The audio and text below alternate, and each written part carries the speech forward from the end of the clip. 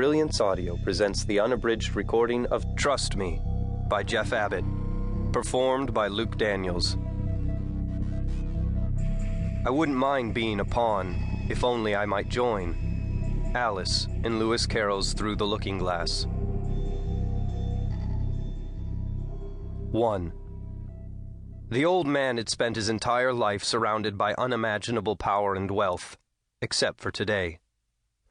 He was dressed as if for regional theater, playing the part of a retiree who'd failed to save for the long stretch of old age. Wearing decrepit khakis and a threadbare jacket, mud sliming the heels of his boots, sitting on a park bench in the gray London afternoon, tossing stray crumbs to the pigeons. The crumbs were tiny, the size of diamonds. The man in the gray suit, standing near him, pretending to talk on a cell phone, didn't look at the old man.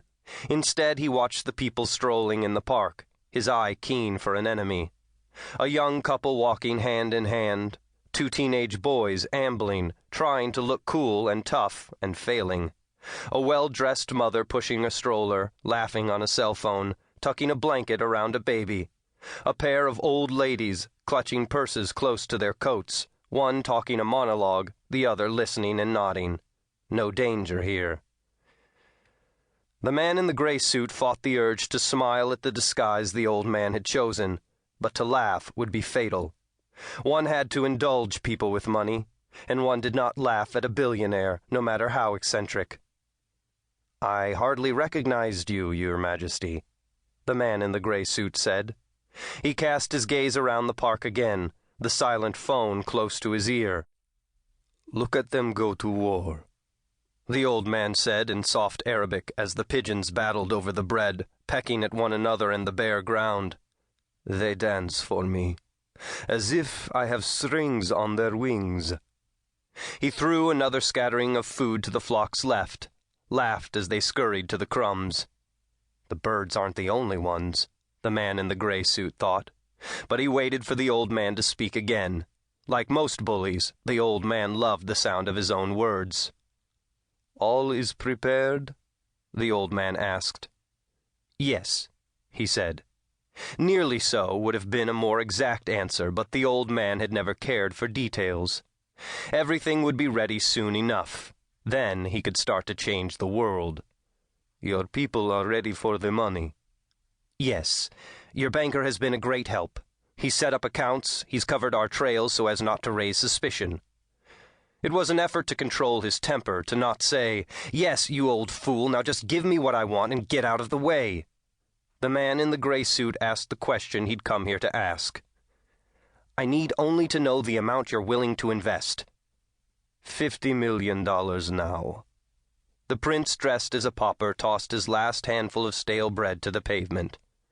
Watched the pigeons dart and peck for the scraps. A smile played across his face as the birds battled.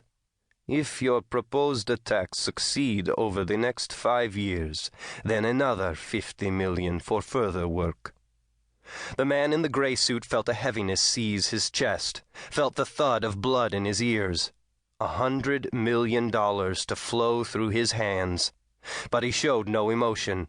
He kept the cell phone up to his ear. September 11th didn't even cost $1 million to carry out. "Yes, but it was not a long-term investment. I offer you much more. I give you many times the resources of September 11th. The old man glanced up at the man in the suit, and for a moment he smiled, an awful flexing of skin and teeth.